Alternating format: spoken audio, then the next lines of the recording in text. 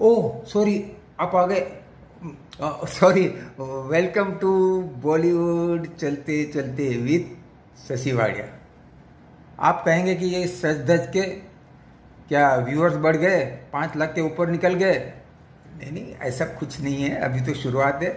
और आपका प्यार रहा तो डेफिनेटली वो भी होगा ही।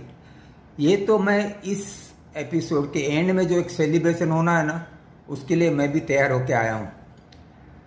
तो राजा हरिश्चंद्र तारामती की शूटिंग स्टार्ट हो गई।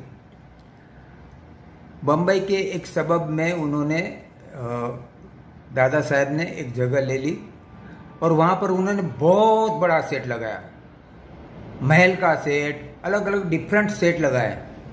और सेट के पीछे उन्होंने एक लैब खड़ी की।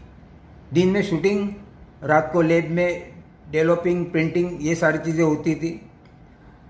इन सारी चीज़ों में उन्होंने ही सुपरवाइज करना था।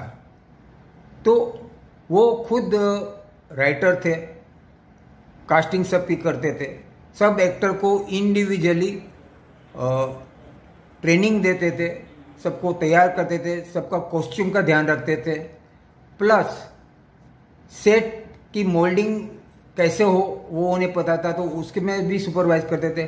खुद डायरेक्टर थे, खुद कैमरामैन थे, फिर लैब वर्क भी उन्होंने करना था, खुद प्रोड्यूसर थे, प्रोडक्शन वर्क भी करना था, एंड पूरा होने के बाद एडिटिंग भी उन्होंने करनी थी। तो actually he was in true sense complete film maker. तो ये उनका काम जिस तरह से आगे बढ़ा और अच्छी तरह जा ही रहा था, और फिल्म कंप्लीट भी सही, अच्छी तरह से, कोई सस्पेंस नहीं, कोई ट्विस्ट नहीं आना है, कोई रुकावट नहीं आनी है फिल्म के अंदर। लेकिन अच्छा था कि एक फॉरेनर जर्नलिस्ट कहीं से वहाँ विजिट करने के लिए उनके पास आया था शूटिंग के दौरान, तब उसने ये देखा और उन्होंने कहा, मतलब वहाँ जाके वीकली में, लंदन में जाके वीकली में उन्होंने न्यूज़ में एक लिखा कि इंडिया में एक ट्रू फिल्म मेकर बॉर्न हो चुका है, जिसमें बिजनेस सेंस है, शोमैनशिप है, टेक्निकली मास्टरी है, और हर चीज़ है उसमें जो एक फिल्म मेकर में होती है। अब उनको कोई रोक नहीं सकता, या तो इंडियन फिल्म को अब कोई रोक नहीं सकता। ये स्टेटमेंट है जो बहुत खुशी की बात थी, मतलब सबके लिए। और शूटिंग आगे बढ़ती गई, आगे बढ़ती गई, सब जगह ये सुपरवाइज करते रहे, और जैसा उन्होंने सोचा था, जिस तरह से सोचा था, फिल्म कंप्लीटली स्क्रीन के फिल्म के पर्दे पर आ गई। First show of our first film 21 April 1913 Olympia theatre में कुछ वीआईपीओ के लिए प्रीमियर रखा, सबने अटेंड किया। यस। और 3 मई को उन्होंने पब्लिक के लिए शो रखा। बहुत तूफान रिस्पॉन्स आया, और थिएटर में भी रखा, सब जगह से सबसे अच्छा रिस्पॉन्स होते गया। बट फिल्म तो बहुत महंगी हो चुकी थी, पैसे कवर कैसे करें ना। गणेश जी की कृपा से फिल्म स्टार्ट हो गई, लेकिन लक्ष्मी जी की कृपा तो बाकी थी ना। तो उन्होंने सोचा, बिजनेसमैन तो थे ही, उन्होंने गांव की तरफ नज़र दौड़ाई। वहाँ गए और उन्होंने कहा कि वहाँ के जो एग्जीबिटर थे कि मेरी जो ये फिल्म है वो आप यहाँ चलाइए। तो गांव के जो थिएटर वाले थे उन्होंने कहा कि यहाँ हम 3 आने के अंदर, 3 आना मतलब 1 रुपये में 100 पैसा होता है, और 3 आने में 18 पैसा, 18 पैसे में हम लोग 6 घंटा लोगों को एंटरटेनमेंट देते हैं।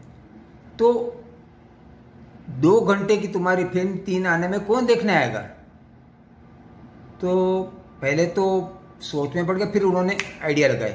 उन्होंने वहाँ कुछ पैम्पलेट छपाए और सब जगह बांट दिए।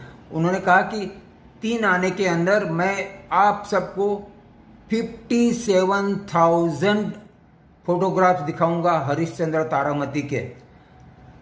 इतने फोटोग्राफ्स जो यहाँ से रखना चालू करोगे तो 2 मील तक वो फोटोग्राफ बिछे हुए आपको नजर आएंगे। और ये पूरी विदेशी फिल्म है, सॉरी ये पूरी देसी फिल्म है, इसमें कोई विदेशी आदमी नहीं है, मेड इन इंडिया फिल्म है। ये उनका नुस्खा एकदम काम कर गया और दूसरे दिन से जो थिएटर में लोग आने लगे भरचक, बस कामयाबी कामयाबी कामयाबी। खैर बहुत उन्होंने ओवरफ्लो नहीं किया, लेकिन इतना था कि हमारी फिल्म इंडस्ट्री का करियर सेट हो गया, उनका करियर सेट हो गया और हम लोगों ने धीरे धीरे उड़ान भरना चालू किया।